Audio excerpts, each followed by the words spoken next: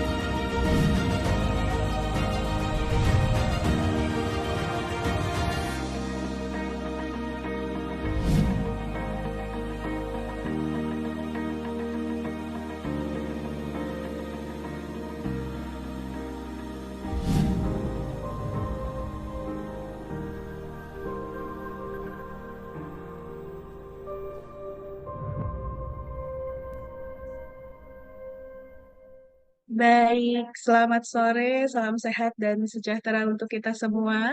Bagi Bapak, Ibu, dan rekan-rekan semua yang sudah bergabung dalam acara kegiatan seminar pada sore hari ini. Sebelumnya saya izin untuk mengingatkan, Bapak dan Ibu yang sudah bergabung, silahkan untuk mengisi terlebih dahulu link data kehadiran yang sudah tim kami kirimkan di kolom chat. Terima kasih.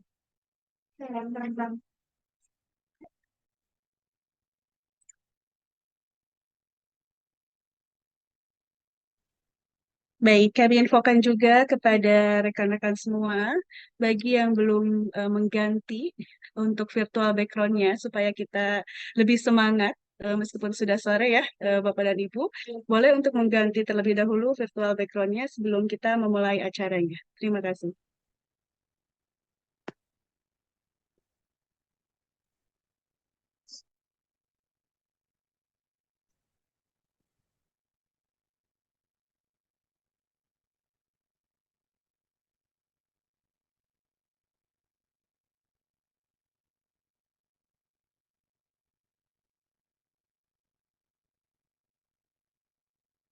Baik, sebelumnya saya ucapkan terima kasih dan selamat bergabung kepada yang terhormat Ketua APIO Pusat, Bapak Dr. Sumaryono MSI Psikolog.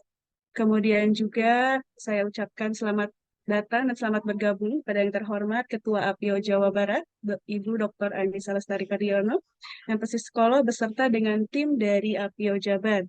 Kepada narasumber kita hari ini, Ibu Amanda Kwerenadi MPC Psikolog dan juga Ibu Endah Endriani MPC Psikolog, serta seluruh tamu undangan, moderator, dan juga tim panitia, dan tentunya kepada seluruh peserta yang sudah bergabung dalam Zoom ini. Baik.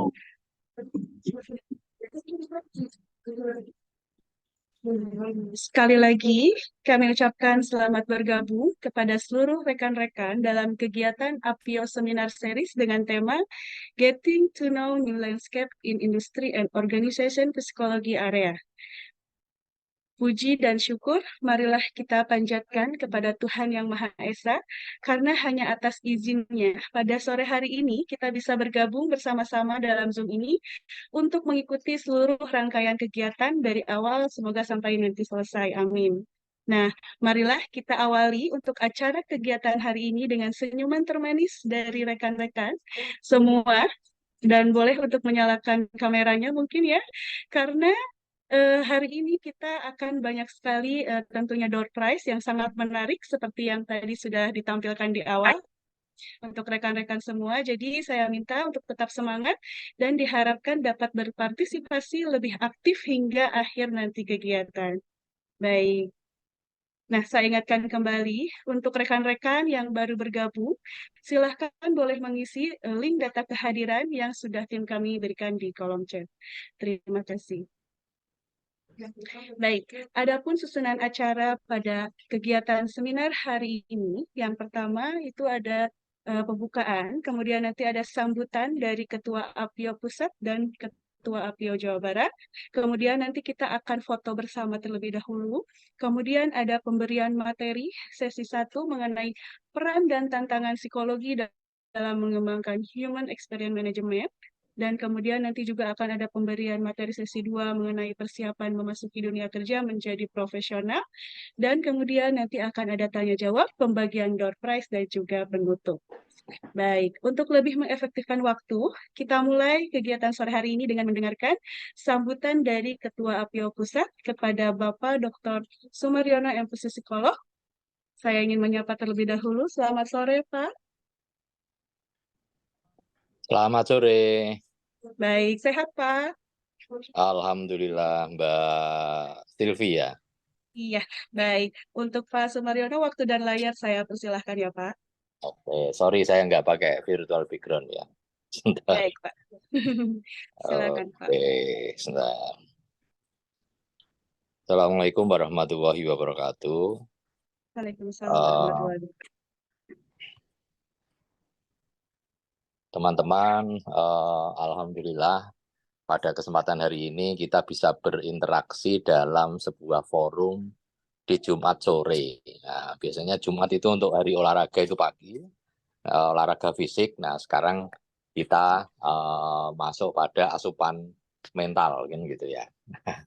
Nah, kalau kita lihat yang menarik di dalam tema dalam rangka ulang tahun APIO yang ke-24, jadi kalau di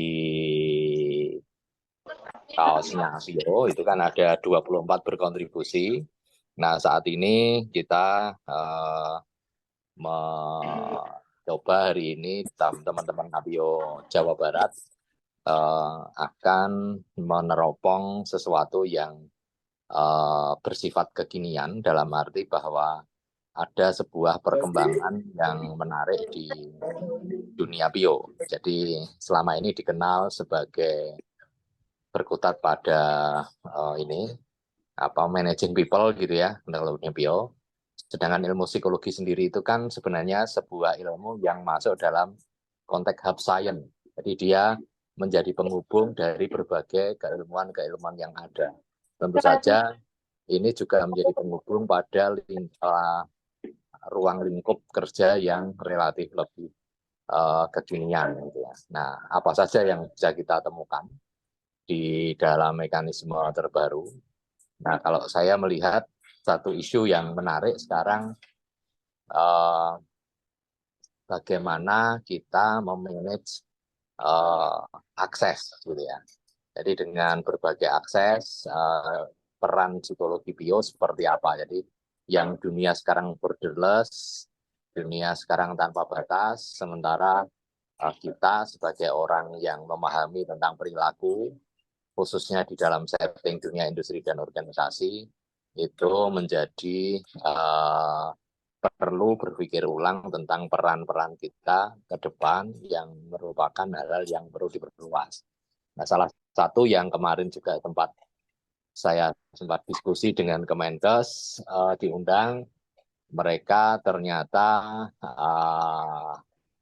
baru ngeh bahwa dalam peran di dalam dunia perkantoran itu perlu juga memahami sebuah konsep namanya psychological safety misalnya. Nah, ini saya rasa ini akan menjadi pemikiran-pemikiran baru, peluang-peluang baru, dan memperluas dunia kiprah di bio, di dunia organisasi, di dunia pekerjaan, dan di dunia kehidupan.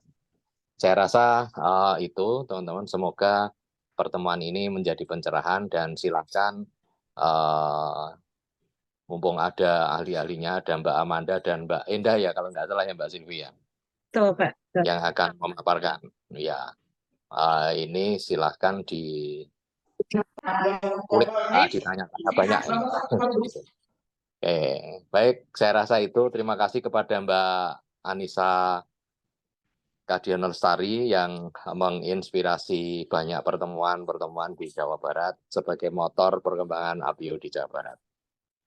Saya rasa demikian, sukses untuk APIO Jabar, dan terima kasih atas acara peringatan BIO ke-24. ya di APIO ke-24. Ini sebagai rangkaian dari peringatan ulang tahun APIO di 24 tahun. Akhir kata, wabillahi taufiq wal hidayah. Wassalamualaikum warahmatullahi wabarakatuh. Waalaikumsalam warahmatullahi wabarakatuh. Baik, terima kasih banyak Pak Sumaryono yang sudah memberikan sambutan. Betul sekali bahwa seminar series ini merupakan rangkaian dalam memperingati HUT APIO, Asosiasi Psikologi Industri dan Organisasi yang ke-24. Baik, terima kasih. Semoga apa yang tadi sudah Pak Sumaryono sampaikan itu bisa diterima dengan baik dan bisa dikembangkan oleh kita semua. Baik, untuk selanjutnya kita masuk sesi sambutan yang kedua, di mana sambutan yang kedua ini ada dari Ketua APIO Jawa Barat kepada Ibu Dr. Anissa Lestari Kadiono. Saya ingin menyapa terlebih dahulu. Selamat sore, Bu Anissa. Selamat sore, Mbak Silvi. Suara saya Iya, jelas ya? jelas Mbak. Baik, untuk itu waktu dan layar saya persilahkan Mbak. Baik, terima kasih Mbak Silvi dan selamat datang rekan-rekan semua.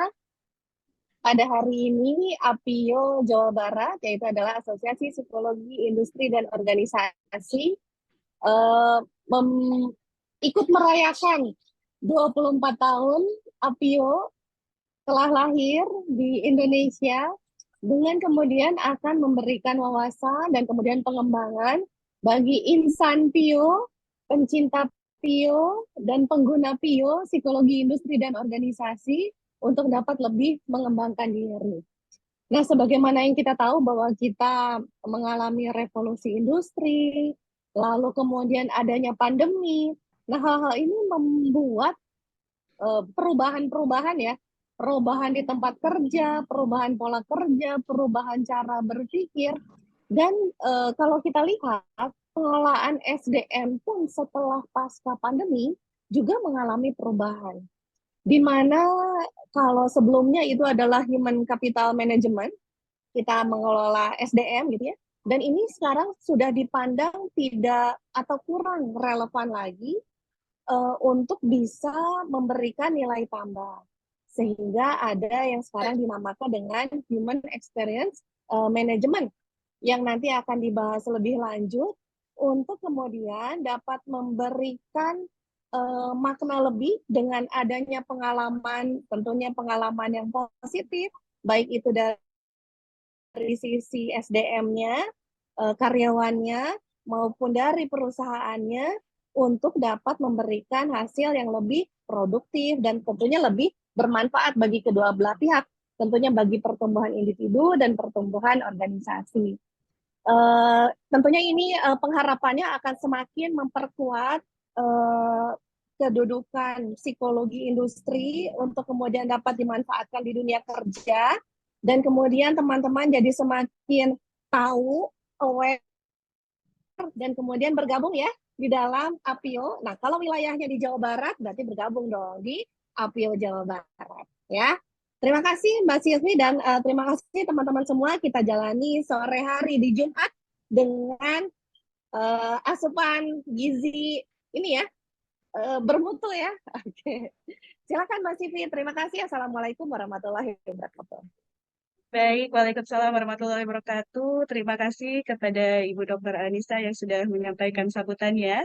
Betul ya, tadi katanya semakin tahu semakin aware. Jadi buat rekan-rekan nih yang berada di Jawa Barat, ataupun misalnya ada yang di luar, silahkan bergabung dengan APIO dari Jawa Barat gitu ya. Nanti kami akan sharekan mungkin beberapa tampilan ya, supaya teman-teman lebih mengenal apa itu APIO Jawa Barat. Seperti itu ya.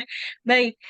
Supaya kita mengefektifkan waktu kembali, saya sebelumnya terima kasih kepada Ibu Dr. Anissa dan juga Bapak Dr. Sumaryono yang sudah menyampaikan sambutannya. Nah, untuk acara kegiatan seminar kita hari ini, tentunya kita akan didampingi atau akan dipandu oleh moderator yang sangat cantik pada sore hari ini dan tentunya semangat. Saya ingin menyapa terlebih dahulu untuk Mbak Indah. Selamat sore Mbak Indah. Selamat sore Mbak Silvi. Baik, nah namun sebelumnya kita akan foto bersama terlebih dahulu ya Mbak Indah, dan kepada para pemateri juga untuk bisa bergabung dalam foto bersama. Dan untuk rekan-rekan juga silahkan boleh menyalakan kameranya. Seperti yang sudah saya sampaikan di awal bahwa hari ini kita mempunyai banyak sekali door prize yang menarik gitu ya. Jadi mohon kerjasama. Jadi untuk rekan-rekan yang masih meng-off-kan kameranya boleh dinyalakan karena nanti salah satu door prize-nya kita akan pilih nih peserta yang paling interaktif gitu ya, paling aktif dan tetap menjaga senyumnya ya selama kegiatan seminar pada sore hari ini gitu ya. Baik, untuk tim dokumentasi untuk Mbak Fasya sudah siap? Silakan yang belum on cam, boleh on cam dulu. Baik, masih menunggu sepertinya ya. Baik, Baik, sepertinya Mbak Fasya supaya lebih semangat, boleh mungkin ditayangkan terlebih dahulu nih door prize apa saja yang akan didapatkan dalam kegiatan acara seminar hari ini.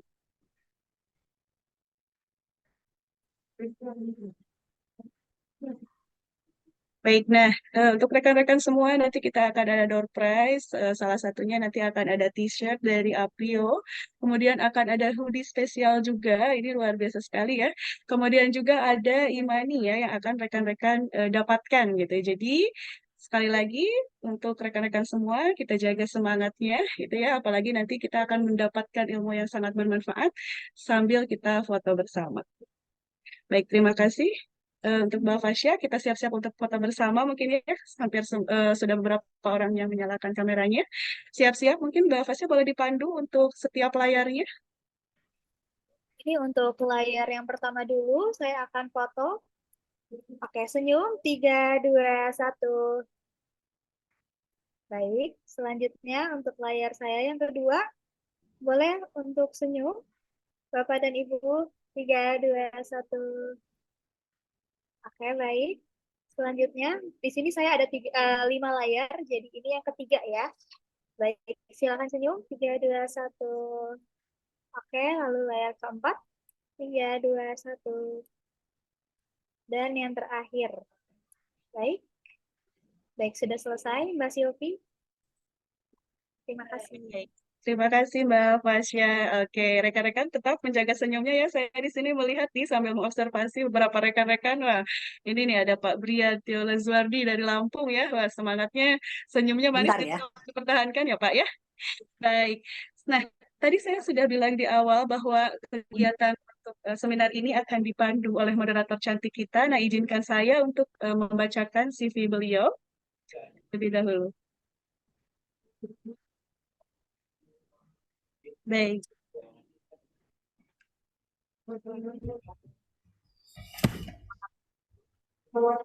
Baik, moderator cantik kita hari ini ada bernama Mbak Indah Puspitasari, MPC Psikolog, di mana beliau merupakan direktur utama juga dari PT Sintesa Talenta Utama.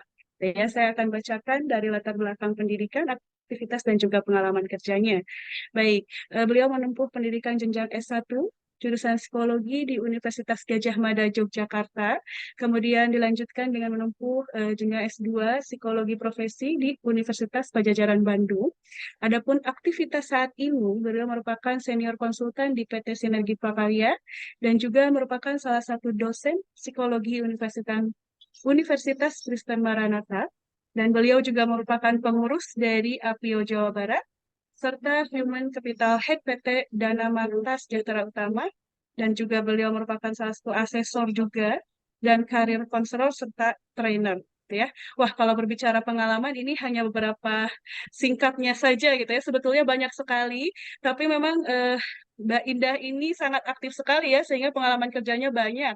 Mungkin saya akan bacakan garis besarnya saja. Beliau pernah menjadi tim tenaga ahli SDM dalam penyiapan rencana pemindahan ibu kota negara ya di IKN ya, luar biasa sekali.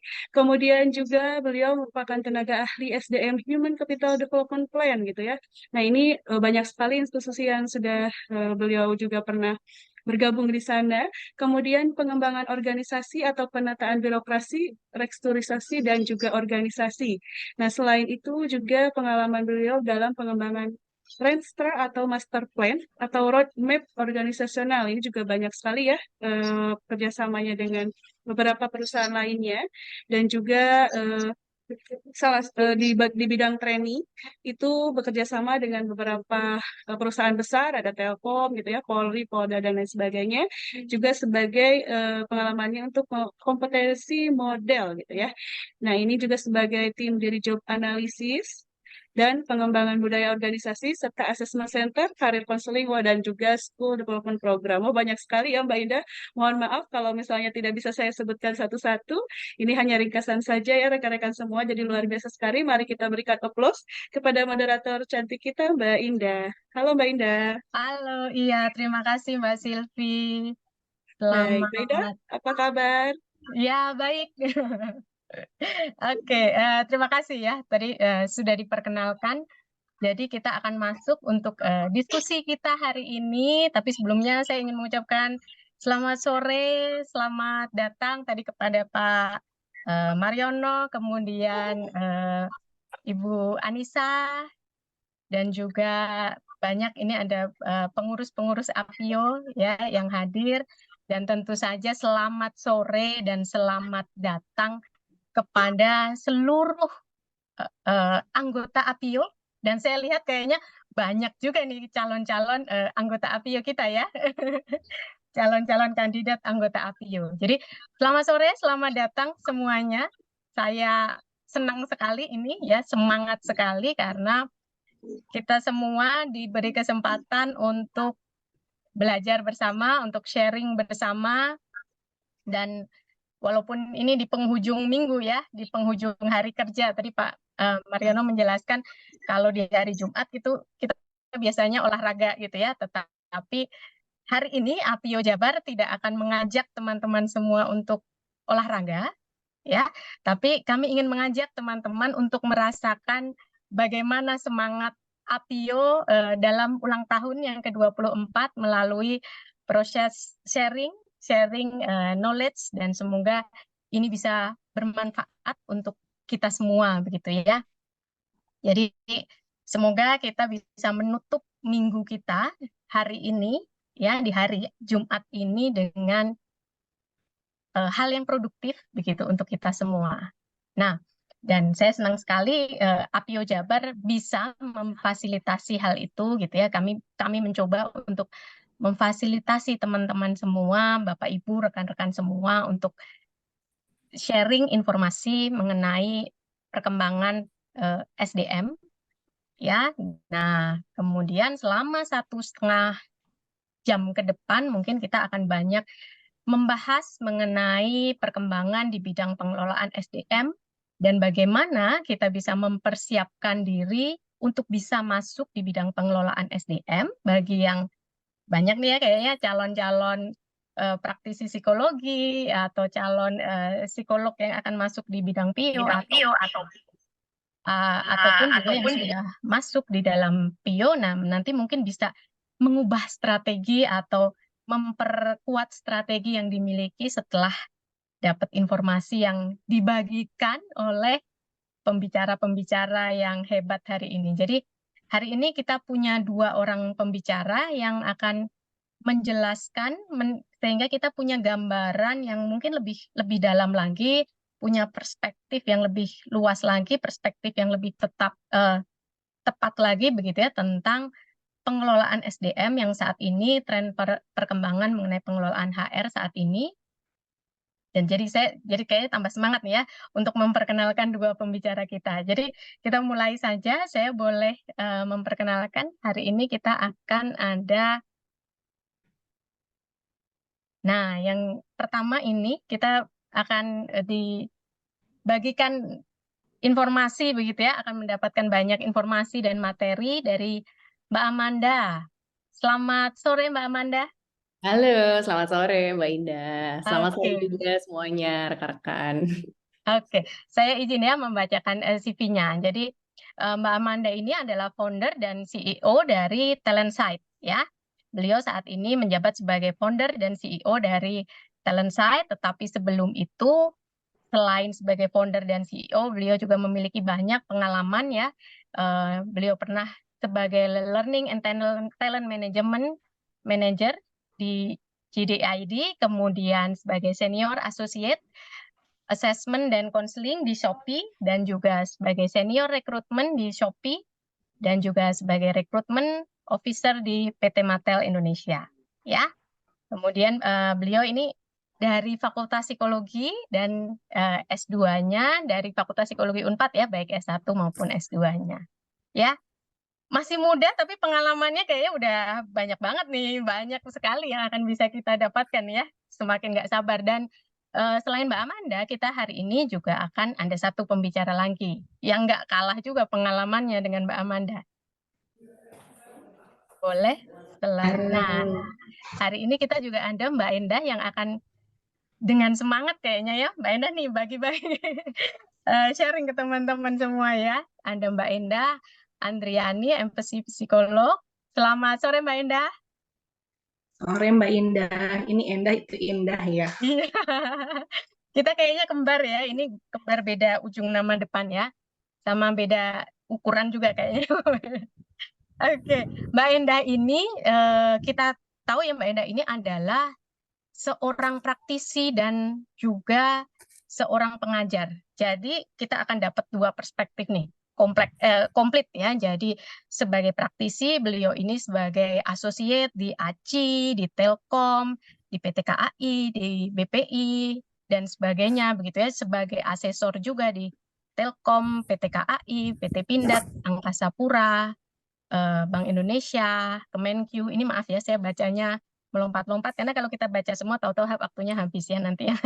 Kemudian sebagai dosen tamu di FK, FKG gitu ya. Kemudian juga sebagai trainer, kemudian sebagai tim seleksi untuk Jabar Innovation Fellowship, Jabar Future Leader, dan juga sebagai konselor. Jadi memang pengalaman dari kedua pembicara kita hari ini sudah tidak kita ragukan lagi ya. Jadi semakin bersemangat bahwa kita hari ini pasti dapat banyak nih. Saya udah sangat-sangat positif hari ini kita akan mendapatkan banyak hal begitu ya. Nah, mungkin sebelum saya masuk ke kedua pembicara kita, saya ingin sedikit membuka diskusi kita hari ini ya. Kalau kita ketahui bersama bahwa saat ini di dunia kerja khususnya di bidang pengelolaan SDM seperti yang tadi sudah disampaikan juga ya oleh Pak Mariono dan juga Mbak Anissa bahwa banyak sekali perubahan-perubahan di lingkungan eksternal yang terjadi. Nah, dan kalau kita lihat juga sebetulnya perubahan itu ya tidak hanya sekarang-sekarang saja, tapi sudah cukup banyak perubahan yang sering kali terjadi, baik perubahan lingkungan, perubahan paradigma dalam pengelolaan HR, perubahan filosofi dalam pengembangan SDM, dan sebagainya. Nah, kadang-kadang mungkin kita sering bertanya-tanya juga, ini perubahan ini hanya istilah saja, lagi tren nih, kayaknya bagus istilahnya gini, atau sebetulnya ada filosofi dasar yang menyebabkan perubahan-perubahan tersebut, ya, dari bagian administration, kemudian berubah menjadi HR, HC, saat ini, kemudian Human Experience Management dan sebagainya. Ini ada apa sih sebetulnya? Nah, mungkin langsung saja ya kita tanya nih kepada pembicara kita yang pertama, Mbak Amanda. Silahkan Mbak Amanda. Oke, Mbak Indah. Ya, jadi kalau kita bicara soal pergerakan atau shifting gitu ya, dari era dulu HR itu personal, sampai sekarang mungkin jadi human capital, sekarang udah jadi human experience. Itu tuh memang sesuatu yang sebetulnya, kalau saya kan terjun tuh 7 tahun yang lalu ya Mbak ya, sebenarnya menjadi praktisi HR. Dalam 7 tahun itu saja tuh perubahannya cepat sekali gitu. Kalau kita bicara faktornya kenapa, tentu teknologi yang paling membuat ya exposure HR itu tidak bisa hanya sebatas personalia saja gitu ya, atau bahkan sekarang sudah tidak bisa jadi human capital saja gitu. Jadi banyak sekali dari sisi kompetitor bisnis, kemudian yang disebut dengan bagaimana retention talent gitu ya Mbak ya, itu yang menurut saya menjadi salah satu faktor paling utama kenapa HR pun atau instansi HR tuh harus adjust dengan era baru tadi. Coba enak lagi aja.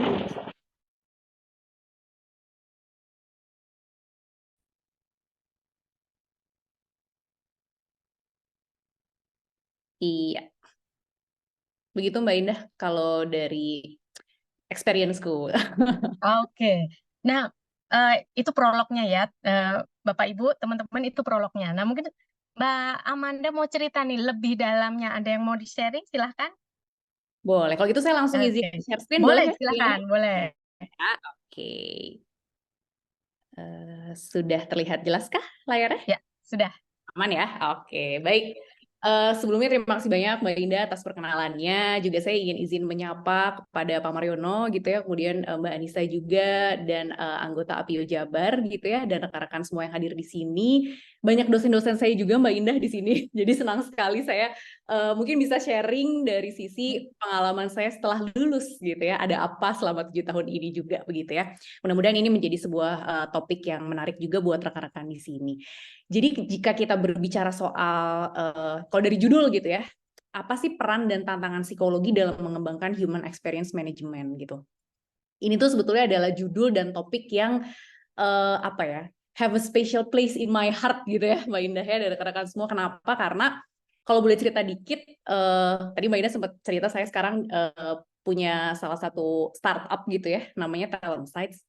Core utama produk kita itu adalah human experience gitu.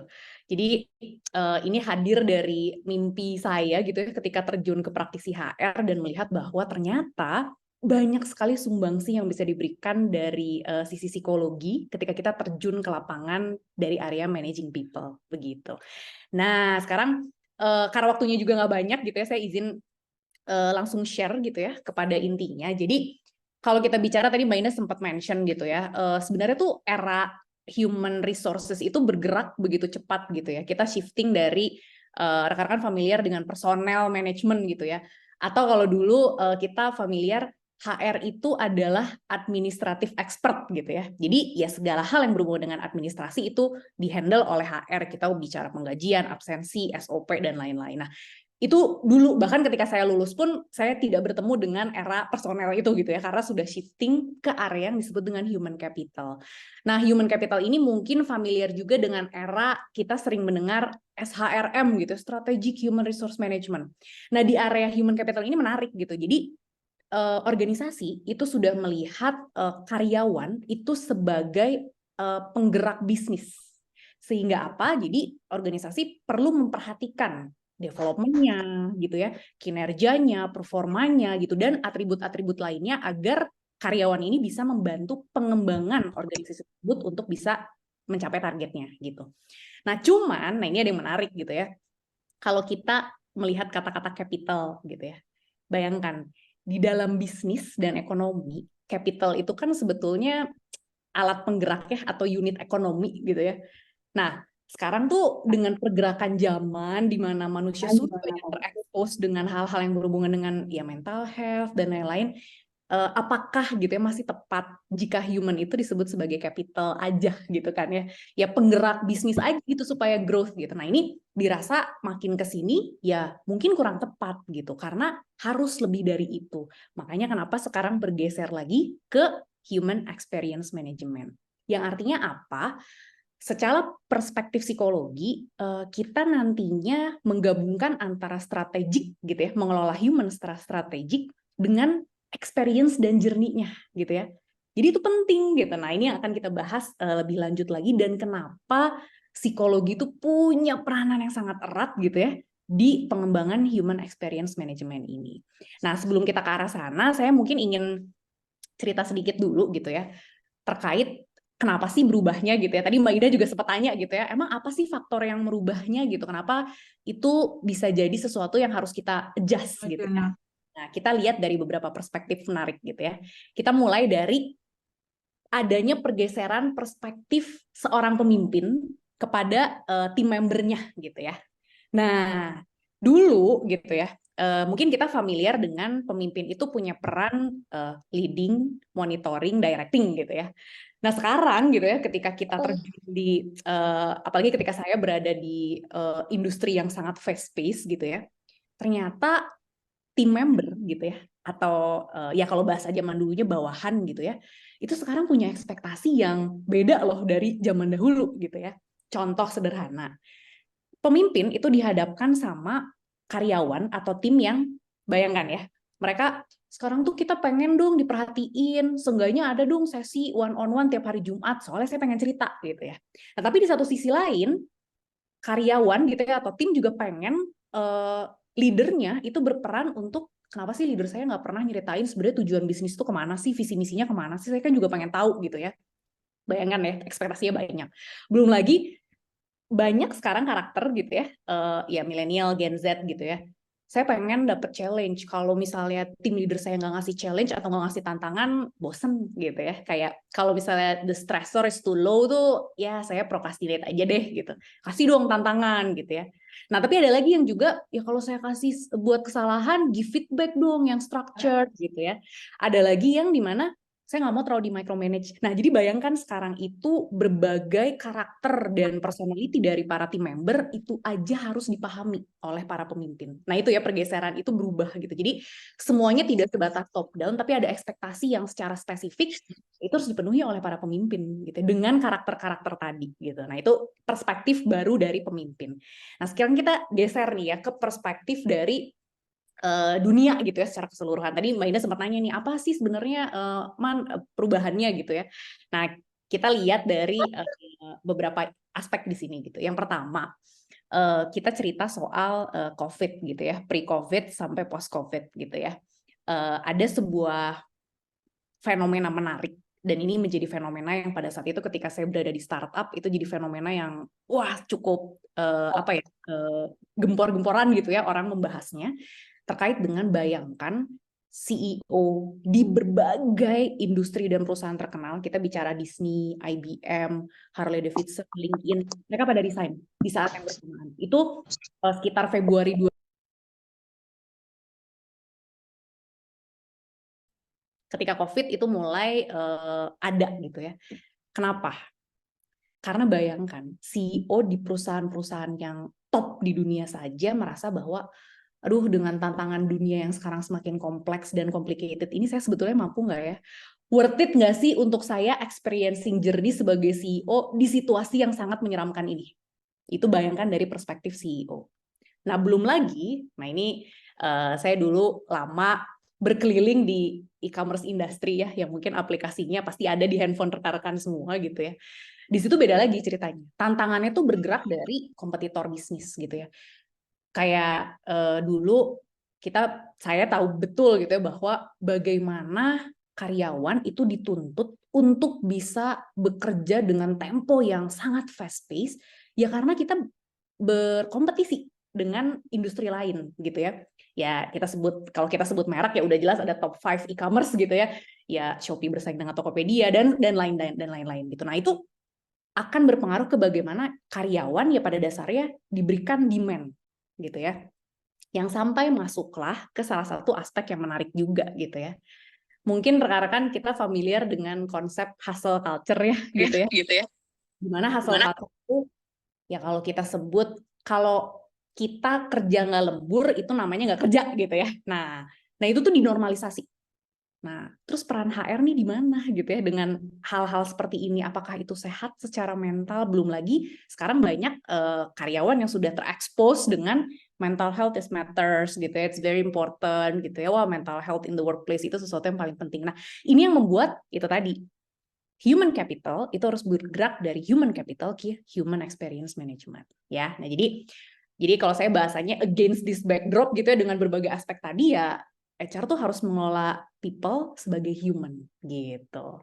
Nah, satu lagi kalau kita bicara background, dari perspektif organisasi, kenapa kita juga harus bergeser kepada experience? Karena kita berbicara soal sekarang karyawan, new joiner, new hire yang masuk ke dalam organisasi gitu ya. Nanti jika rekan-rekan di sini mungkin ada yang baru akan terjun ke praktisi, kemudian di HR-nya terjun di area recruitment, assessment gitu ya.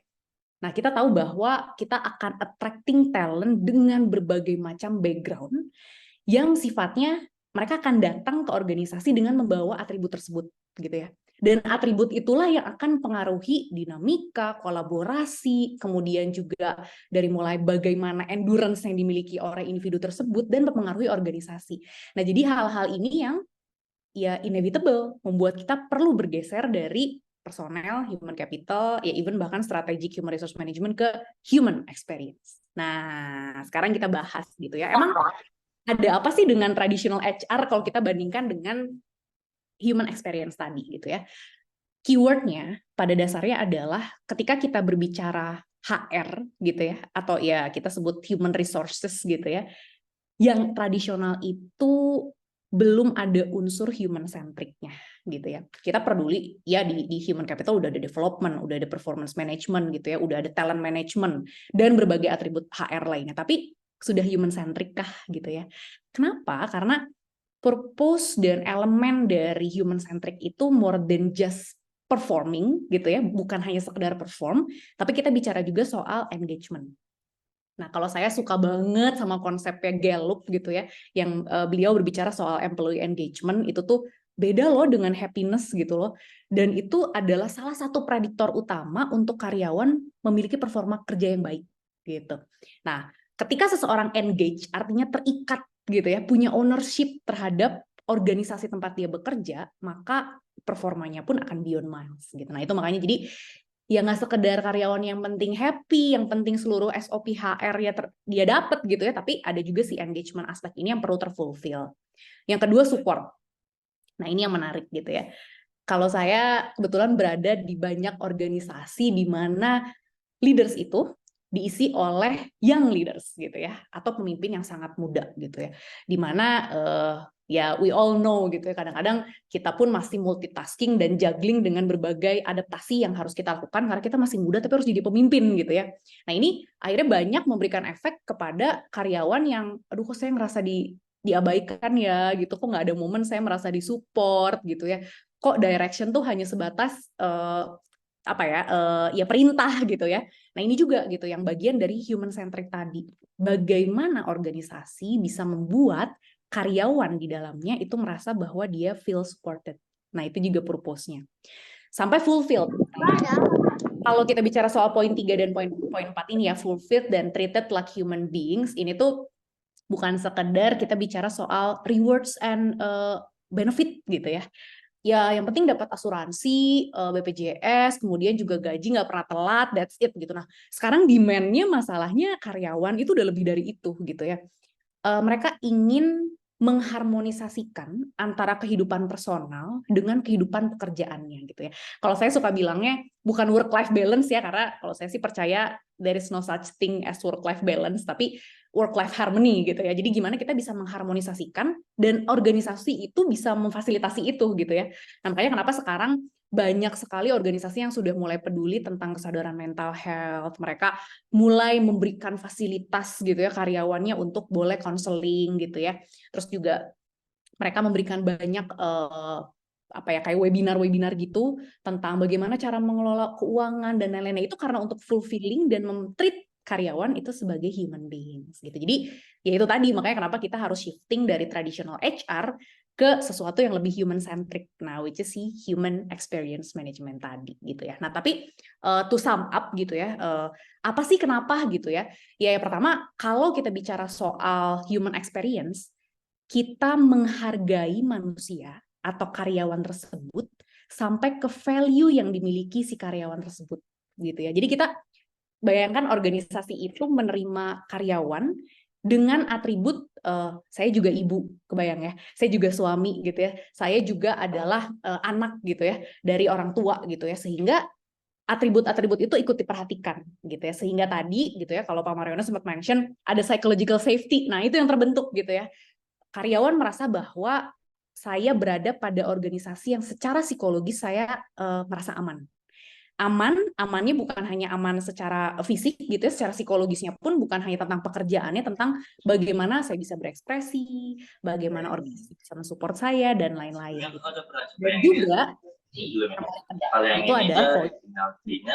Jika kita bicara human experience, dalam human experience ini juga bukan hanya fokus kepada contoh ya. Kalau dulu kita melihat, oke, kalau karyawan performance review-nya nilainya C gitu ya. What should we do? Ya, nah biasanya berhenti di apa yang harus kita lakukan. Kalau kita udah sampai ke human experience, kita juga harus bertanya, kenapa bisa sampai ke posisi tersebut dan apa yang kita lakukan gitu ya. Nah, makanya sekarang banyak performance review itu bukan sekedar formalitas, yang penting ada one-on-one fit, yang penting ada skor selesai gitu ya. Enggak. wajib ada dialog gitu, wajib ada one-on-one feedback ya, karena itu kita harus fokus ke what and why-nya juga gitu. Nah, jadi itu konsep utama dari human experience gitu ya. Nah, dan intinya juga kenapa sih norma ini penting gitu ya? Karena tantangannya gini, kira kalau bicara tantangan ya, sesuai dengan topiknya, meretain karyawan, terutama bagi rekan-rekan yang millennials dan Gen Z itu sulit gitu ya. Nah, saya merasakan gitu, wah turnover rate itu jadi sesuatu yang jadi nightmare gitu ya ketika saya lagi di posisi talent management. Aduh, gimana ini bisa meretain karyawan yang bagus tapi kok pengen pergi gitu ya. Nah, ini yang jadi tantangan kita banget sekarang, makanya kenapa harus peduli ke experience. Belum lagi, ya sekarang generasinya udah mulai generasi yang demand-nya banyak, exposure-nya banyak. Mereka bisa compare, mereka bisa benchmarking. Kenapa organisasi ini dapat ini, kenapa saya enggak gitu ya. Dan juga akan berpengaruhnya ke tantangan bisnis juga gitu ya. Nah, saya pernah ada pada satu posisi gitu ya, ketika menjadi praktisi HR di mana ya bisnis outcome itu semakin lama disadari itu datang dari performa karyawan. Nah, performa karyawan itu berhubungan erat bagaimana experience mereka itu ketika mereka berada di organisasi tersebut gitu. Jadi ya semakin negatif, semakin banyak mengeluh atau komplainnya gitu ya berarti semakin akan berpengaruh juga ke performanya. Jadi 3 hal inilah yang penting. Nah, ini kalau saya lihat timer saya masih punya waktu 8 menit lagi. Sekarang saya akan cerita secara spesifik. Jadi peran psikologi itu di HR yang sekarang itu sebetulnya apa sih gitu.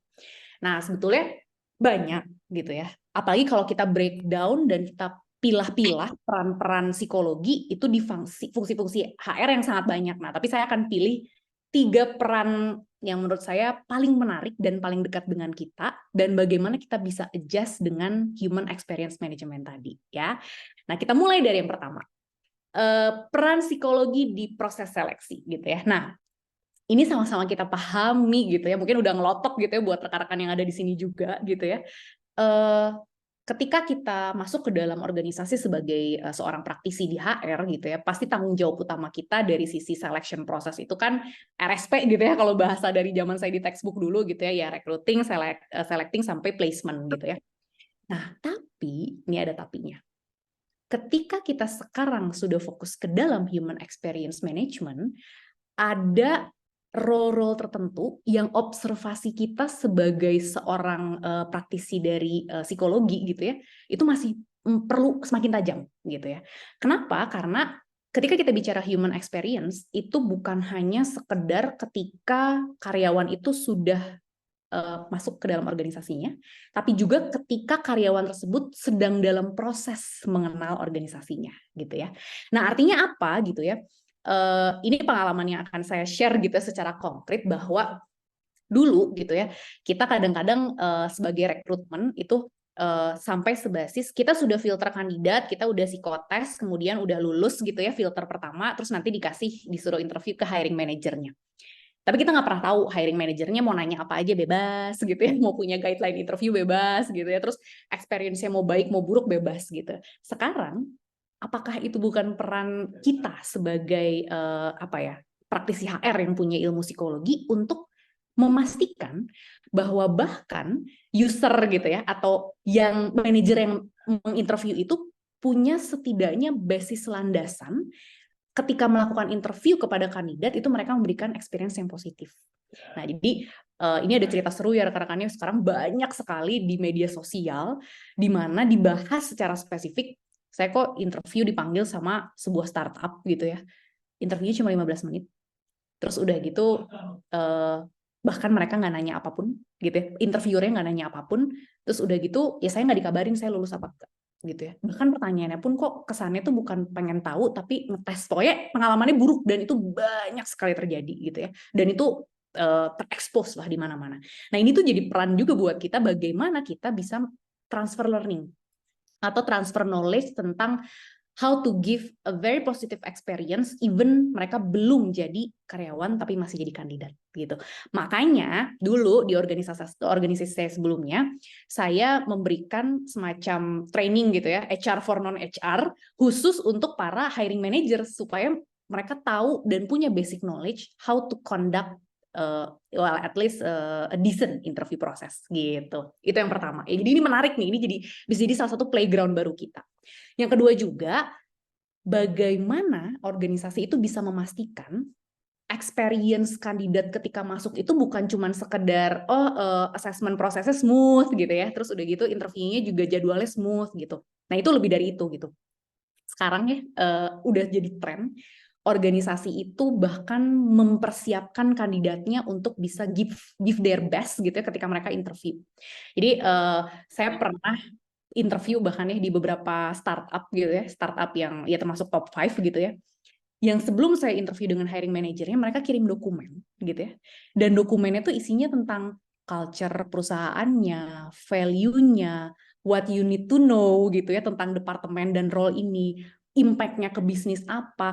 Dan itu membuat kita sebagai kandidat jadi ya falling in love gitu sama organisasinya karena wah, satu kita merasa diperhatikan dan dua jadi kayak branding juga gitu ya, kita jadi kenal sama organisasinya dan punya bekal untuk kita bisa melakukan proses interview dengan baik gitu. Jadi pokoknya dari sisi proses seleksi aja, peran psikologi itu punya tantangan dan PR yang banyak gitu, yang seru yang bisa banyak sekali kita lakukan ke depannya dengan human experience management ini. Nah, kita lanjut sekarang ke yang kedua. Sekarang peran employer branding. Dulu 7 tahun yang lalu ketika saya masuk ke sebagai praktisi HR gitu ya, saya sebenarnya belum terlalu familiar nih dengan kata-kata employer branding karena employer branding itu kan bukannya bagian dari rekrutmen ya, yang intinya adalah kita attracting talent untuk tertarik sama organisasi gitu ya. Nah, tapi sekarang itu sekitar 4 tahun yang lalu itu shifting dengan cepat bahwa sekarang gitu ya praktisi HR juga harus aware bahwa peran kita itu untuk mengiklankan gitu ya organisasi kita supaya menarik gitu ya untuk para ya baik itu calon-calon talent atau untuk bahkan kompetitor sekalipun gitu. Nah, makanya kenapa dari aspek ini pun gitu ya organisasi atau HR itu harus rajin, kalau saya tuh bilangnya ngelakuin survei, yang itu adalah salah satu produknya Talent Sites gitu ya, agak iklan dikit gitu ya Mbak Indah ya. Tapi kita itu bantu organisasi untuk tahu apa sih yang bikin karyawannya tuh happy gitu ya. Kalau kita cari tahu apa yang bikin karyawan gak happy dan resign kan kita familiar ya pasti lakuin aja exit interview, kita tahu kenapa sih resign gitu ya. Tapi beda lagi konsepnya kalau misalnya kita pengen tahu apa yang bikin karyawan itu stay. Dan ini yang diiklankan keluar, nah, makanya familiar dengan kata-kata EVP atau Employee Value Proposition. Nah ini tuh tugas kita gitu ya. Dari sisi psikologi kita yang perlu cari tahu apa nih yang bisa bikin karyawan itu ya happy dan gimana kita iklanin itu keluar. Nah ini strategi employer branding dan itu adalah tugas kita juga dengan aspek psikologi yang menurut saya sangat kental. Itu yang kedua ya, employer branding. Nah sekarang kita bahas yang terakhir nih ya, yang ketiga. Dulu juga belum ada role atau peran yang berhubungan dengan engagement gitu ya. Biasanya kita, kalau saya sih dulu dengernya ya ada HR yang berfungsi atau punya role di area culture gitu ya, atau people and culture.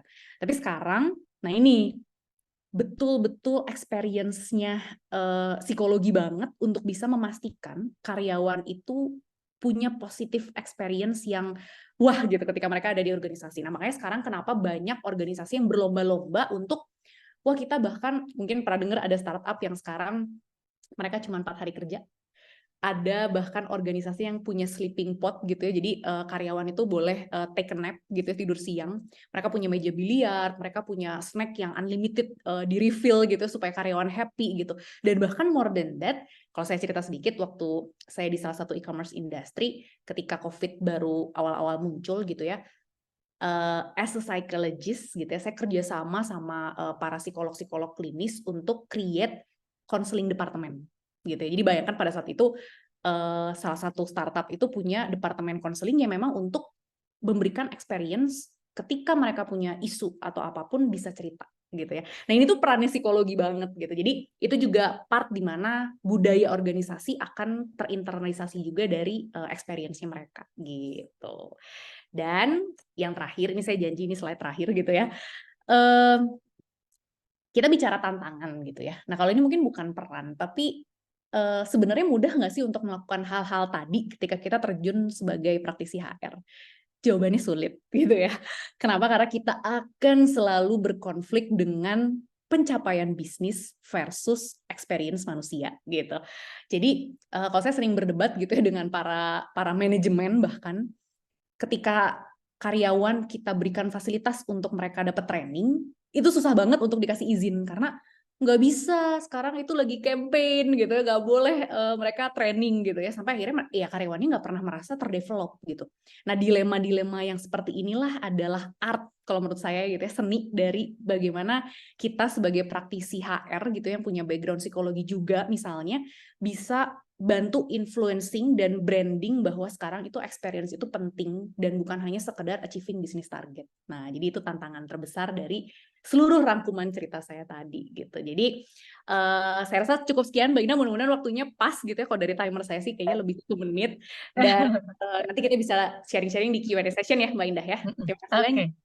Ya, baik. Terima kasih banyak Mbak Amanda.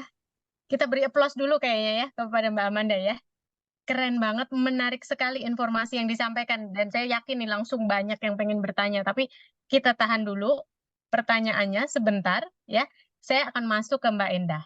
Oke. Selamat sore Mbak Endah. Sore Mbak Indah. Oke Mbak Endah. Mbak Endah tadi menarik sekali ya apa yang disampaikan oleh Mbak Amanda terkait dengan berbagai tantangan di lingkungan strategis dan juga bagaimana perubahan peran dan tuntutan bagi praktisi psikologi khususnya di bidang industri organisasi. Nah, pertanyaan saya rasanya mungkin Mbak Endah akan mengupas tuntas ya lebih dalam lagi dengan perubahan peran, dengan tantangan-tantangan yang ada itu bagaimana kemudian kita bisa mempersiapkan diri nih terutama kalau yang masih fresh graduate atau yang masih kuliah begitu ya untuk bisa memasuki dunia kerja khususnya nanti untuk menjadi human experience management ataupun mungkin yang sudah memasuki akan mengoptimalkan lagi kemampuan dan kapasitasnya ya. Jadi hal-hal kritikal apa yang diperlukan untuk dipersiapkan agar karirnya bagus nih ke depannya. Boleh Mbak Endah silahkan. Oke ya Mbak Indah, saya punya beberapa slide, tapi saya tadi tertarik nih sama yang disampaikan Mbak Amanda ya. Sekarang katanya banyak perusahaan-perusahaan yang nyediain snack ya, sediain makanan, boleh bobo siang gitu ya. Mungkin boleh main game juga ya Mbak Amanda ya. Jadi biar lebih happy ya maksudnya si karyawannya. Tapi berarti nanti kita bahas juga kalau misalnya perusahaan yang sudah menyediakan fasilitas biar karyawannya lebih happy, berarti karyawannya juga harus memberikan sesuatu dong buat perusahaannya ya. Oke, Mbak Indah boleh saya share screen ya? Boleh? Ya Mbak, sudah bisakah? Ya. Oke. Ya, mudah-mudahan ya sudah terlihat ya di layar teman-teman semua ya. Jadi tadi ya, sudah Mbak. Oh, belum. Udah. Oke. Besar atau masih kecil ya ukurannya? Oke. Belum di full screen. Oke. Nah, sudah. Nah, oke. Ya Mbak Ina, ini kalau saya kemarin dapat informasi dari bagian pendaftaran, katanya yang ikut seminar hari ini kebanyakan fresh graduate dan mahasiswa ya, gitu ya di sini ya, benar ya Mbak Indah ya? Iya, katanya. Tapi enggak sih Mbak, setelah saya lihat-lihat kayaknya beragam ya. Tapi sebagian besar memang fresh graduate dan mahasiswa, betul. Oke. Nah kalau gitu berarti nanti pas di sesi pertanyaan bisa juga ya mungkin teman-teman yang sudah bekerja bisa untuk saling sharing lah gitu ya dengan teman-teman yang akan masuk ke dunia kerja ya. Nah di sini sih saya mau ngajak teman-teman semua ya gitu yang mahasiswa, yang fresh graduate atau yang saat ini sudah bekerja sekalipun gitu ya bahwa kita ketika masuk ke dunia kerja itu menjadi pribadi yang profesional gitu ya. Nah tadi sama Mbak Mana sebenarnya udah dibahas ya tentang human resources, jadi saya nggak akan bahas itu lagi ya, nanti kan mengulang lagi. Tapi kita bahas dulu mengenai apa sih harus profesional, apa sih profesional itu gitu ya. Yang saya oke ya, yang ya apa sih profesional itu gitu ya? Di mana sih sering kita dengar kata profesional ya? Yang sering saya lihat kalau di iklan tuh yang profesional tuh tukang cukur ya Mbak Indah ya gitu ya, potong rambut profesional gitu ya. Apakah hanya itu aja? Kan enggak juga ya. Gitu. Kan suka di iklan ya gitu lihat gitu ya. Nah, jadi akhirnya kita coba cari apa yang disebut dengan profesional ya gitu ya. Kalau dari kamus besar bahasa Indonesia katanya bahwa profesional itu yang bermutu, yang berkualitas gitu ya, yang perilaku tindak tanduknya itu menjadi satu ciri dari profesi yang akan dia jalani, atau yang bisa kita bilang orang itu profesional di bidang kerjanya, nah, gitu ya. Nah, kayak gimana sebenarnya orang yang dibilang profesional itu? Ketika kita sebagai pekerja atau karyawan gitu ya, menampilkan sikap-sikap atau komitmen bahwa kita ini sebagai karyawan selalu ingin meningkatkan kemampuan kita sendiri. Kita juga pengen menampilkan yang terbaik dari apa yang kita punya di dalam bekerja itu, gitu ya. Dengan catatan tetap saja apa yang ingin kita tampilkan yang terbaik itu dengan memperhatikan aturan-aturan yang ada di perusahaan, mungkin SOP-nya seperti apa, regulasinya seperti apa, serta etika-etika yang ada, gitu ya. Nah, sebenarnya kenapa judul webinar kita kali ini ada tulisannya profesional ya? Saya juga agak khawatir ketika diminta untuk ngisi materi ya. Karena profesional itu akan jadi berbeda-beda untuk setiap bidang. Udah. Ada yang bertanya mungkin Ada ya, yang Mbak. bocor kayaknya, Mbak. Udah nggak kuat pengen nanya mungkin ya Mbak Indah ya. Oke ya. Nah, jadi sebenarnya yang profesional itu akan menjadi berbeda untuk setiap bidang pekerjaannya. Tapi sebenarnya buat teman-teman ketahui bahwa ketika kita menampilkan kemampuan kita ketika bekerja secara profesional itu akan menjadi kunci kita untuk mencapai sukses atau keberhasilan. Jadi ini udah ada kata kuncinya ya. Jadi kalau teman-teman semua nih yang masih kuliah, yang fresh graduate, yang sedang mencari kerja ataupun yang sedang bekerja gitu ya, bahwa jika kita menampilkan diri kita secara profesional itu akan menjadi kita sudah punya kuncinya gitu ya, sudah punya kuncinya untuk sukses, tinggal kuncinya mau dipakai atau enggak gitu, tinggal ketemu pintunya atau enggak. Nah mungkin seperti itu gitu ya, bahwa itu adalah menjadi hal yang perlu teman-teman perhatikan gitu ya. Nah kemudian kita juga bisa lihat sebenarnya gitu ya, perilaku seperti apa sih yang memang itu dibutuhkan ketika kita bekerja gitu ya. Ketika kita mau kerja profesional ya perilakunya berarti harus profesional. Oke. Tapi bukan berarti profesional itu karena disuruh-suruh ya Mbak Indah ya gitu. Nanti Mbak Indah saya ancam ya kalau nggak profesional sebagai MC nanti nggak dapat hoodie Apio misalnya gitu ya. Nah, ya. Jadi bahwa perilaku yang ingin kita tampilkan menjadi seorang profesional itu karena kita punya niat gitu ya, karena kita sendiri punya niat untuk menampilkan yang terbaiknya tuh seperti apa gitu ya. Nah ini saya mengutip beberapa ada tokoh yang mengatakan bahwa ada yang disebut dengan autonomous motivation dan juga yang disebut dengan control motivation gitu ya. Nah nanti tinggal teman-teman di sini saling bertanya ke diri masing-masing ya gitu. Apakah di perilaku yang teman-teman tampilkan itu lebih banyak autonomous motivation, di mana sikap kerja kita, perilaku kerja kita, kemampuan kita ketika bekerja, itu kita lakukan karena kita memang tertarik untuk melakukan hal tersebut. Punya minat gitu ya, dan menikmati aktivitas yang dilakukannya. Gitu.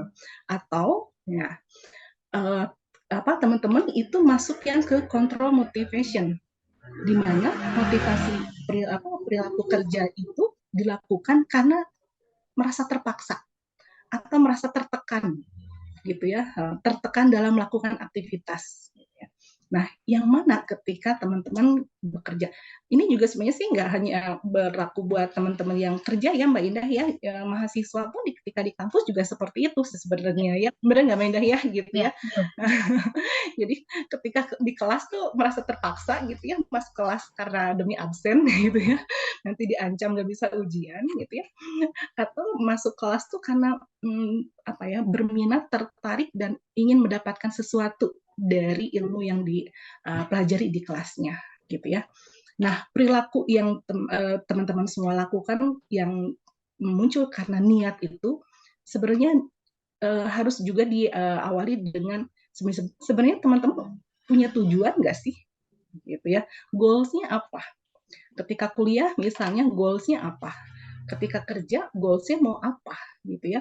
Jangan-jangan tadi goalsnya mau kerja saya mau kerja di startupnya Mbak Manda nih gitu ya, karena saya dengar di sana itu karyawannya boleh tidur siang misalnya gitu ya, atau udah banyak dapat snack gitu ya, jadi goalnya itu gitu ya, atau biar keren gitu ya. Nah, itu juga harus dipastiin nih teman-teman sebenarnya goalsnya tuh yang seperti apa gitu ya.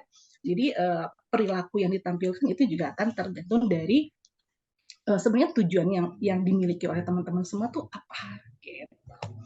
Oke, kemudian kalau kita berkaca dari apa sih yang bisa kita lakukan nih gitu ya, buat teman-teman semua gitu ya yang sedang kuliah gitu ya, yang mau masuk ke dunia kerja, mau anak psikologi atau enggak gitu, mau yang masih kuliah atau yang sudah kerja gitu ya, bahwa kita secara pribadi itu bisa menentukan arah kita mau kemana. Kita punya hak, punya kewenangan, punya kemampuan untuk menentukan arah diri kita itu mau kemana gitu ya. Kalau berdasarkan teorinya ya, ini teori dari motivasi itu ada self determination. Jadi bagaimana kita tuh bisa menentukan diri kita mau kemana dan akan seperti apa. Nah, gitu ya. Ya ini saya jadi agak teori sedikit ya, mentang-mentang dosen kali ya Mbak Ida ya. Tapi nanti di belakang saya kasih tips ya buat teman-teman mahasiswa ya gitu. Jadi yang disebut dengan self determination itu yang seperti apa gitu ya? Yang bagaimana sejauh mana sih perilaku seseorang, perilaku individu di dalam menentukan pilihan yang dia inginkannya apa, gitu ya. Dia punya keinginan apa, dia ingin mencapai tujuan atau keinginan itu, dan sejauh mana upaya yang dia lakukan untuk mencapai tujuan tersebut. Nah, jadi kita secara pribadi punya hak untuk memilih gitu ya. Saya mau apa? Gitu. Saya mau jadi apa? Kalau saya mau jadi guru kah, atau saya mau jadi misalnya marketing kah, atau mau jadi apa? Nah, kita punya kewenangan atau juga untuk memilih gitu ya. Nah, ada 3 hal gitu ya yang mesti dilihat ketika kita melakukan self determination ini. Individu itu punya otonomi atau enggak? Yang ini basic need-nya ya. Punya otonomi atau enggak? Punya kompetens atau enggak? Punya relatedness atau enggak? Gitu ya. Karena ketiganya ini ketika dia bergabung gitu ya, yang menjadi satu motivasi yang muncul dari dalam dirinya ya, bukan karena paksaan atau terpaksa tadi, itu akan menunjukkan bahwa teman-teman semua itu tampil sebagai self-determined people gitu ya. Kayak gimana sih gitu ya self-determination tuh, ini sebenarnya kan berasal dari kita sebagai manusia tuh pasti punya kebutuhan ya Mbak Indah ya. Mbak Indah juga punya kebutuhan, saya juga punya kebutuhan, teman-teman di Zoom ini juga pasti punya kebutuhan. Setiap manusia punya kebutuhan. Nah, ada yang disebut dengan basic psychological needs. Nah, di dalam self-determination ini ada 3 katanya ya, bahwa seorang individu itu punya 3 basic psychological needs. Ya. Yang pertama itu adalah terkait dengan otonomi. Yang tadi ya, otonomi, kompetens, dan relatedness. Yang gimana yang otonomi ini? Ketika misalnya kita punya kebutuhan untuk melakukan suatu aktivitas karena atas dasar keinginan kita sendiri. gitu ya. Jadi misalnya kenapa teman-teman di sini masuk kuliah ke Fakultas Psikologi misalnya gitu ya, itu karena memang teman-teman pengen bergerak di bidang psikologi, bukan karena waktu milih atau waktu pendaftarannya cap cip cup gitu ya, langsung menceloknya psikologi, bukan itu, karena memang ada kebutuhan untuk melakukan aktivitas karena itu adalah keinginan sendiri, sehingga teman-teman mengikuti kegiatan kuliah gitu ya atau ketika bekerja itu memang karena dasarnya teman-teman ingin seperti itu ya, ingin melakukan hal tersebut atas keinginan pribadi, bukan karena diancam, bukan karena terpaksa, tapi atas dasar keinginan pribadi gitu. Apa? Minta di Ya, ini merasa udah otonomi ya Mbak Indah ya, jadi sudah boleh berbicara kayaknya mungkin gitu ya. Oke, nah yang kedua itu ngomongin tentang kompetens gitu ya. Kompetens ini terkait dengan kebutuhan yang dimiliki oleh kita nih sebagai individu, bahwa kita tuh ada kebutuhan untuk memiliki prestasi. Kita punya kebutuhan untuk punya pengetahuan, kemampuannya sejauh apa, keterampilannya, keahliannya, gitu ya. Dan bagaimana kita mencoba mengeluarkan apa yang kita miliki dari keahlian atau keterampilan itu dan mencapai apa yang kita inginkan sesuai dengan kompetensi yang kita punya, gitu ya. Misalnya teman-teman di sini itu ya punya kemampuan untuk bernyanyi, ya. Jadi nanti kalau di perusahaan ada kesempatan ulang tahun, mungkin ya 17 Agustus, ya, ada lomba menyanyi, ya, karena merasa berkompetisi, saya punya nih keahlian begini, saya ingin menyumbangkan suara saya nih, gitu ya, untuk acara kantor, itu boleh juga, gitu ya, karena itu menunjukkan bahwa saya cukup kompeten di bidang itu, gitu. Atau mungkin contoh-contoh yang lain juga sama banyak gitu ya. Nah, kemudian juga kita akan merasa terdorong, tergerak untuk melakukan yang terbaik di dalam bekerja ataupun belajar gitu ya. Ketika kita punya kebutuhan juga terkait dengan relatedness gitu ya, di mana di sini kita punya rasa kebutuhan berinteraksi, berrelasi, terhubung gitu ya, untuk bersama-sama dengan orang lain nih gitu ya. Jadi kalau saya nih salah satu contohnya nih Mbak Indah ya gitu, karena saya pengen belajar psikologi nih, saya mencari orang-orang yang memiliki minat yang sama. Kebetulan nih ketemu sama Mbak Indah, Mbak Manda, Anissa, semua masuk di kelompok Apio gitu ya. Nah, biar apa? Biar ada rasa terhubung gitu ya. Saya akan berkumpul bersama teman-teman yang memang punya minat yang sama dan punya prestasi besar, sehingga saya jadi tergerak dan terdorong untuk hal tersebut gitu. Nah, jadi itu adalah ngomongin basic need yang dimiliki oleh individu gitu. Nah, kenapa sekarang kalau tadi Mbak Manda cerita bahwa perusahaan tuh memperhatikan juga loh gitu, bahwa karyawan juga dia mesti sejahtera, mesti dia cukup happy nggak dengan pekerjaannya gitu ya, karena kita juga akhirnya mencoba melihat bahwa karyawan tuh bukan hanya di sekedar hitungan angka jumlah karyawan kapital tadi, tapi bahwa dia juga memang punya potensi gitu ya, punya kemampuan dan banyak hal yang bisa diberikan oleh si karyawan tersebut buat organisasi gitu ya. Nah, sebenarnya punya organisasi itu akan mendapatkan banyak keuntungan ketika dia memiliki karyawan yang mempunyai self-determination ataupun motivasi intrinsik yang besar gitu ya. Contohnya karena dia udah ini ya tadi punya tergerak untuk menampilkan yang terbaik, dia juga punya kompetensi untuk menampilkan yang terbaik, terus dia juga terhubung dengan orang, dia akan menjadi lebih termotivasi untuk bekerja, jadi bersungguh-sungguh gitu ya, jadi akan menjadi involved banget gitu ya di dalam pekerjaannya. Terus ketika karyawan juga akan merasa saya sudah merasa cukup kompeten sih dalam mencapai hasil kerja, lebih percaya diri, wah karena udah kompeten mencapai hasil kerja yang baik, terus lebih percaya diri, wah jadi produktivitas kerjanya juga akan lebih bagus nih gitu ya. Itu kan yang dicari oleh perusahaan adalah orang-orang yang mampu menampilkan produktivitas yang tinggi gitu. Nah, perusahaan juga akan dapat keuntungan ketika punya karyawan yang self determined, karena si karyawan jadi lebih puas dengan karakteristik atau jenis pekerjaan yang dia lakukan. Bahkan si karyawan ini juga sekarang kan lagi tren ya sehat mental, kesehatan mental karyawan gitu ya, atau pegawai ya, gitu ya. Ketika si karyawan itu memang dia sudah self determination gitu ya, dan motivasi ketika dia bekerja gitu ya, dia akan menjadi lebih sehat secara mental gitu, karena dia kan involved dan senang dengan apa yang dia lakukan gitu ya, bukan karena terpaksa juga gitu ya, dan dia akan lebih engaged dan lebih terlibat di dalam pekerjaan dan juga organisasinya.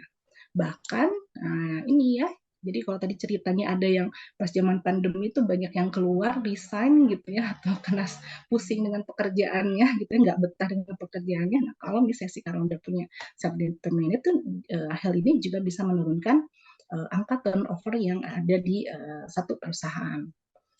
Bahkan karyawan juga dia akan menjadi lebih kreatif, lebih berani untuk berinovasi, lebih sigap dalam menampilkan produktivitasnya. Bahkan dia nggak mudah menyerah, tidak mudah mengeluh ketika dia dihadapkan pada kesulitan-kesulitan di dalam pekerjaan atau aktivitas yang dia lakukan, gitu ya.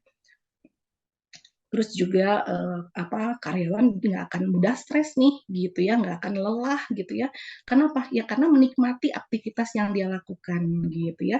Jadi tadi juga salah satu contoh kenapa misalnya perusahaan juga mencoba memfasilitasi karyawan yang ada kegiatan liburan atau istirahat di kantor juga sebenarnya kan itu tujuannya adalah agar karyawan tidak mudah stres dan merasa involved dan merasa nyaman gitu ya, dan merasa diperhatikan oleh si perusahaannya, sehingga itu akan meningkatkan produktivitas dan menurunkan turnover-nya sendiri gitu ya. Nah, jadi kalau misalnya kita mau jadi pribadi yang self determination ini gitu ya, apa yang bisa dilakukan. Nah, ini saya boleh iklan sedikit ya. Ini saya iklan bukan karena mentah-mentah saya anggota Apio Jabar ya, Mbak Indah ya. Walaupun ini ada titipan sponsor dari Ibu Ketua gitu ya. Jadi kalau teman-teman semua di sini ya, mau yang mahasiswa, mau yang fresh graduate, mau yang sedang mencari pekerjaan, yang sudah bekerja atau yang yang ikut digabung lah ya. Apa yang bisa dilakukan agar bisa punya self determination? Saya tulis kata kuncinya adalah join Apio Jabar. Mbak Ina jangan ketawa dulu, Mbak Ina. Ini udah curiga aja nih Mbak Ina. Oke, nah join Apio Jabar itu ada singkatannya di sini Mbak Ina ya, gitu. Nah, jadi yang pertama adalah join gitu ya. Jadi kita bagaimana mencoba untuk joinnya tuh seperti apa gitu ya. Nah, ini teman-teman ini tipsnya ya. Ini berdasarkan pengalaman saya ya sebagai praktisi, terus juga saya mengamati lah ya teman-teman di dunia kampus lah gitu ya. Banyak teman-teman yang sebenarnya nggak tahu tujuannya tuh mau apa. Jadi atau tujuannya banyak gitu ya, pengen ini, tapi nggak fokus gitu, nggak spesifik sebenarnya apa yang dia mau gitu ya. Jadi jabarkan tujuannya sebenarnya ingin dicapai itu apa, jelaskan, tetapkan secara spesifik apa sebenarnya yang mau dicapai. Itu bisa teman lakukan agar teman-teman juga punya kemampuan dalam meningkatkan otonomi gitu ya. Terus juga yakinkan pada diri, optimis bahwa ketika teman-teman sudah menetapkan apa yang menjadi keinginan teman-teman, itu pasti bisa dicapai karena pasti ada jalannya gitu ya. Katanya kan Tuhan tidak akan memberikan kesulitan ya kepada semua orang, tapi semua orang tuh pasti punya kemampuan gitu ya. Dan selalu ingat kembali tujuan yang mau dicapainya tuh apa, diingat lagi gitu ya, jangan sampai kita nulis di papan tulis kita tujuannya apa, setelah itu seminggu kemudian udah lupa lagi gitu ya, tapi itu diingat lagi, oke tujuannya apa, tujuannya sehingga aktivitas kita juga akan kembali lagi kepada tujuan apa yang ingin dicapai gitu ya. Oke, salah M gitu ya dari join itu untuk meningkatkan otonomi adalah nikmati ketika teman-teman di sini berani menetapkan apa yang menjadi keinginan teman-teman, tujuannya apa, dan ketika teman-teman berusaha dalam memperjuangkan apa yang menjadi tujuan dari teman-teman, itu berarti teman-teman sudah mencoba meningkatkan otonomi dalam diri teman-teman. Nah, itu join yang dimaksud di tadi ya slogan join Apio Jabar. Di sini tips untuk meningkatkan otonomi. Nah, terus gimana nih untuk kita gitu ya kalau meningkatkan kompetensinya gitu ya. Ini Apio, wah ini Apio tuh keren banget ya gitu, karena ternyata Apio tuh sesuai gitu ya dengan self determination nih gitu ya. Teman-teman ya gitu yang saat ini yang masih kuliah lah gitu ya, atau yang sudah lulus, coba deh ambil kesempatan ya, kalau ada kesempatan untuk mengikuti setiap pelatihan, pendidikan, mau workshop, mau seminar kayak hari ini juga ya, ini adalah sebenarnya teman-teman sudah mencoba meningkatkan kompetensinya gitu ya. Ini adalah kesempatan untuk meningkatkan kemampuan kompetensinya. Ambil kesempatan itu karena kesempatan kan tidak bisa datang berkali-kali ya gitu. Terus program pengetahuan, keterampilan, keahlian apa sih yang harus diikuti ya. Jadi teman-teman juga tahu apa yang, jangan serabutan juga maksudnya gitu, tapi tetapkan apa yang mau dimau. Kemudian iringi ya dari semua aktivitas teman-teman setiap harinya dengan membaca, karena dengan membaca itu bisa meningkatkan kualitas diri. Mau baca buku, jurnal, majalah itu juga bisa.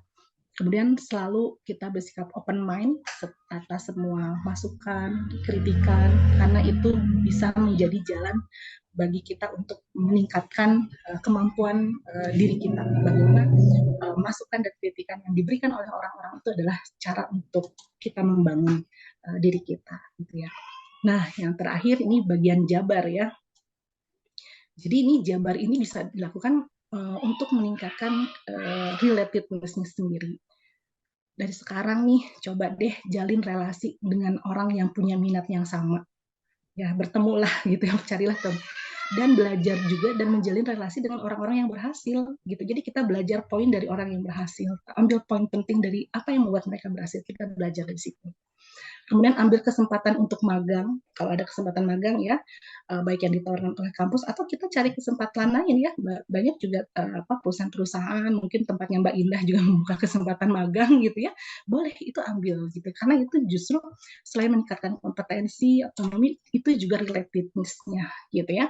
Kemudian gabung dengan asosiasi atau himpunan yang bermanfaat. Nah, salah satunya Apio Jabar ya gitu. Ini sangat bermanfaat ya, karena kita bukan hanya sekedar menambah ilmu, menambah relasi, tapi juga kita meningkatkan kompetensi dan relasi.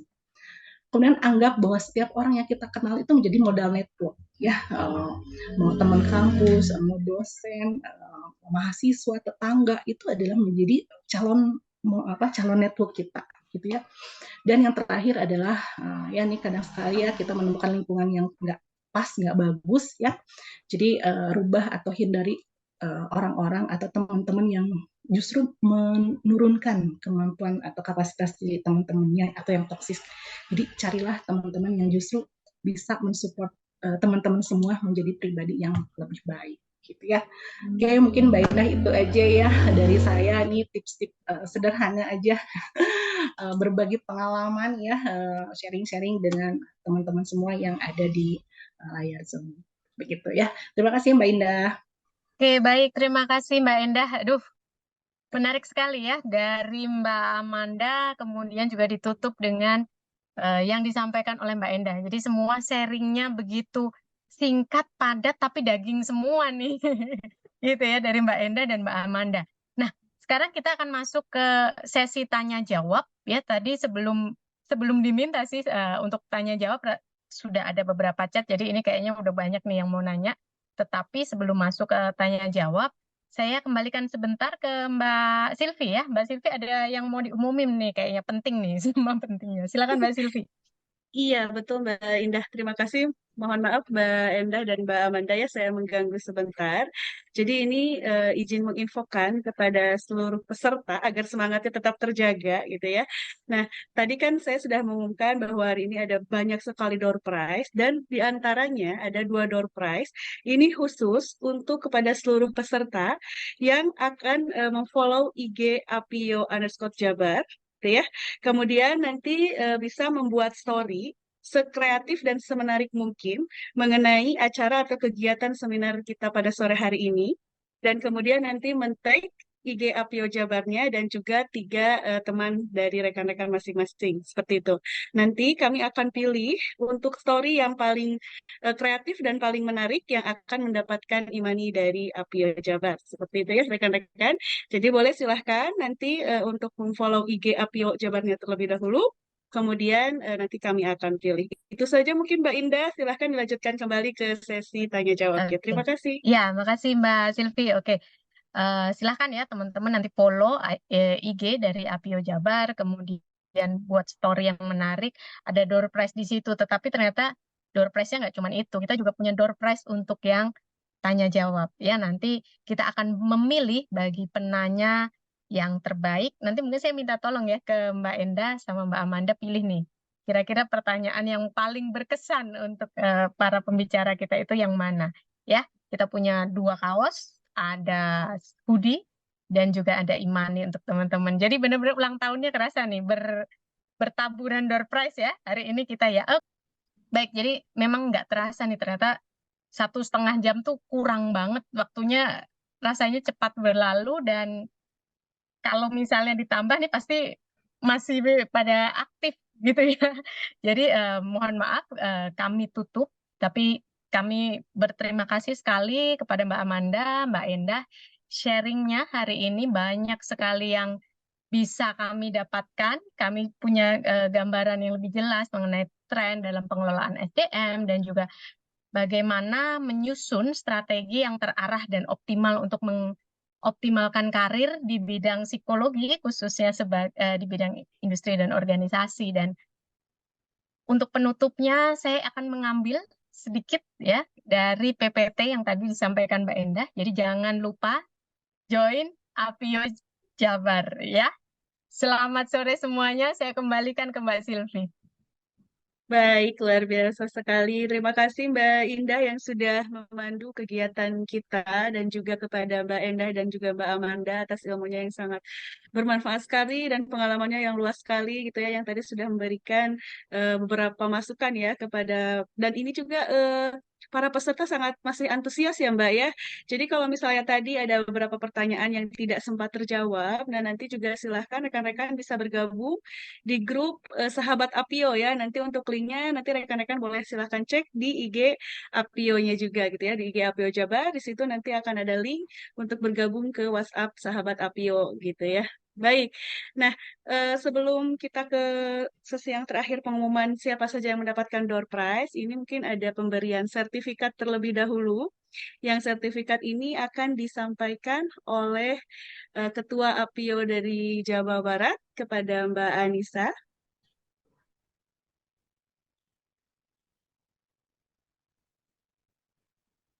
Halo Mbak Anissa. Baik, kalau tidak mungkin diwakili oleh Mbak Indah saja. Kalau begitu ya Mbak, boleh silahkan kepada narasumber pertama kita, kepada Mbak Amanda. Baik. Baik, ini kami akan menyerahkan untuk sertifikat ya, secara simbolik kami serahkan sertifikat kepada Mbak Amanda. Terima kasih banyak atas sharing hari ini yang sangat-sangat bermanfaat. Nanti kita akan masuk ke sesi-sesi selanjutnya ya Mbak Amanda ya. Terima kasih banyak, Apio Jabar dan Ya. baik. Ya, terima kasih banyak Mbak Amanda. Baik, terima kasih Mbak Indah untuk sertifikat yang kedua kepada pemateri kedua kita, kepada Mbak Endah. Silahkan Mbak Indah. Ya, baik. Untuk sertifikat yang selanjutnya kami akan serahkan kepada Mbak Endah Andriani. Terima kasih banyak atas sharing-nya hari ini, walaupun dengan sinyal yang agak naik turun ya Mbak. Tapi banyak hal yang begitu bernas yang kita dapat hari ini. Terima kasih, kami dari Apio Jabar mengucapkan terima kasih atas sharing-nya. Sama Mbak. Nah, lagi kita berikan aplaus yang sangat meriah untuk moderator kita dan pemateri kita pada sore hari ini. Luar biasa sekali. Saya juga mengucapkan terima kasih banyak kepada seluruh rekan-rekan yang sangat antusias sekali gitu ya. Nah, ini juga saya izin menginfokan ada beberapa informasi yang bisa rekan-rekan dapatkan bahwa dalam rangka memperingati HUT Apio juga yang ke-24 ini, Apio Jabar ini juga mengadakan itu national competition ya. Mungkin bisa dibantu untuk di-share. Nah, di mana ada lomba poster, kemudian ada lomba menulis esai dan juga lomba TikTok edukasi. Nah, ini juga mungkin untuk informasi lebih lanjutnya, ini juga ada di IG kami ya, di IG Apio Jabar seperti itu. Jadi bagi rekan-rekan yang berminat, di sini mungkin ada banyak mahasiswa ataupun dari pihak praktisi gitu ya, yang ingin turut serta mengikuti lomba ini boleh silahkan nanti langsung registrasi. Di situ juga nanti kalau misalnya untuk informasi lebih lengkapnya mungkin bisa menghubungi narahubung yang ada pada flyer tersebut, dan juga nanti bisa mengecek kembali informasinya di IG Apio Jabar, seperti itu. Baik, mungkin tidak panjang ini ya, tadi sama seperti yang Mbak Indah sampaikan, mungkin penutup dari saya juga tadi ya, apa yang sudah Mbak Indah sampaikan di akhir, join Apio Jabar katanya gitu ya, untuk mengembangkan gitu ya, meningkatkan otonomi dari masing-masing seperti itu. Baik, rekan-rekan semua, sebelum ditutup kita foto bersama kembali ya, mungkin sebentar. Jadi boleh silahkan dinyalakan kembali sebelum saya tutup. Kita foto sesi akhir buat rekan-rekan. Baik, silahkan tim dokumentasi sudah siap ya. Wah, masih semangat ya wajah-wajahnya. Baik, kita mulai dengan slide pertama. Mbak Fasya gimana? Sudah siap? Baik, ini masih diberi waktu ya 5 detik lagi untuk rekan-rekan yang masih cam. Jadi 5, 4, 3, 2, 1.